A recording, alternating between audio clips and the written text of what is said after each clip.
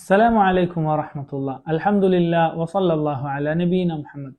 ഇസ്ലാമിന്റെ കൊടിയ ശത്രുവായിരുന്ന അബൂജഹലിന്റെ മകൻ ഇക്രിമ റളിയല്ലാഹു അൻഹു, അദ്ദേഹം മുസ്ലിമായ കഥ. എന്താണ് ആ കഥ? നബി സല്ലല്ലാഹു അലൈഹി വസല്ലം മക്ക വിജയിച്ചടക്കിയ ദിവസം സ്വഹാബിമാരെ പേടിച്ച് ഇക്രിമ നാട് വിട്ടു. അദ്ദേഹം ഒരു കപ്പലിൽ കയറി. കപ്പൽ യാത്രക്കിടയിൽ വലിയ കൊടുങ്കാറ്റടിക്കുകയും കപ്പൽ ആടിയുലയാൻ തുടങ്ങുകയും ചെയ്തു. മുങ്ങിപ്പോകുമെന്ന അപകട ഭയത്തിൽ കപ്പലിന്റെ കപ്പിത്താൻ ഉറക്കെ വിളിച്ചു പറഞ്ഞു, അഖ്ലിസു. എന്താണ് അഖ്ലിസു എന്ന് പറഞ്ഞാൽ? നിങ്ങൾ ഇനി അള്ളാഹുവിനെ മാത്രം വിളിച്ചു പ്രാർത്ഥിക്കുക എന്നാണ് അതിന്റെ അർത്ഥം. മക്കയിലെ മുശ്രിക്കുകൾ അങ്ങനെയായിരുന്നു. അവർ കപ്പൽ ആടിയുലഞ്ഞ് മുങ്ങിത്താകുമെന്ന ഘട്ടത്തിലെത്തിയാൽ ഇനി രക്ഷിക്കാൻ അള്ളാഹു അല്ലാതെ മറ്റൊരു പടപ്പിനും കഴിയില്ല എന്ന് വിശ്വസിക്കുകയും കപ്പലിൽ വെച്ച് അള്ളാഹുവിനെ മാത്രം വിളിക്കുകയും ചെയ്യുമായിരുന്നു. എന്നാൽ അവർ കരയിലെത്തിയാലോ അള്ളാഹുവിനെയും അള്ളാഹുവിന്റെ പുറമെ മറ്റുള്ള പടപ്പുകളെയും വിളിക്കുമായിരുന്നു.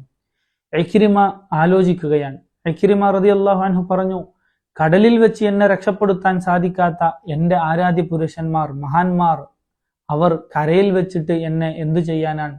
അവർക്ക് കരയിലും കടലിലും എന്നെ രക്ഷിക്കാൻ സാധിക്കുകയില്ല. അതുകൊണ്ടിനി അള്ളാഹുവിനെ മാത്രമേ ഞാൻ വിളിച്ച് പ്രാർത്ഥിക്കുകയുള്ളൂ എന്ന തീരുമാനം അദ്ദേഹം എടുക്കുകയാണ്. അദ്ദേഹം പറഞ്ഞു, അള്ളാഹുവെ, നീ എന്നെ ഈ കടലിൽ നിന്ന് രക്ഷപ്പെടുത്തുകയാണെങ്കിൽ ഞാൻ മുഹമ്മദ് സല്ലല്ലാഹു അലൈഹി വസല്ലമയുടെ അടുക്കൽ പോയി ഷഹാദത്ത് ചൊല്ലി മുസ്ലിമാകും എന്ന് അദ്ദേഹം പറയുകയാണ്. അള്ളാഹു അദ്ദേഹത്തെ രക്ഷപ്പെടുത്തി.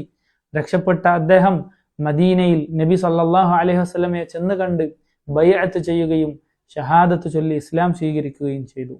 സഹോദരങ്ങളെ, നമ്മൾ അള്ളാഹുവിനെ മാത്രം വിളിച്ച് പ്രാർത്ഥിക്കുക, അതായിരുന്നു റസൂലുള്ളാഹി സ്വല്ലല്ലാഹു അലൈഹി വസല്ലം പഠിപ്പിച്ച ആദർശം. അള്ളാഹുവിനെയും അള്ളാഹുവിന്റെ പുറമെ മറ്റുള്ള പടപ്പുകളെയും വിളിച്ച് പ്രാർത്ഥിക്കുന്ന ആദർശം, അത് യഥാർത്ഥത്തിൽ മക്കയിലെ മുശ്രിക്കുകൾ കൊണ്ടു നടന്നിരുന്ന ആശയമായിരുന്നു. നിങ്ങൾ ഏത് ആശയമാണ് ഹൃദയത്തിൽ പേറിയിട്ടുള്ളത് എന്ന് ആലോചിക്കുക. അള്ളാഹു ഹൃദയങ്ങളിൽ ഹിദായത്തിന്റെ വെളിച്ചം നൽകുമാറാകട്ടെ. വസ്സലാമു അലൈക്കും വറഹ്മത്തുള്ളാഹി.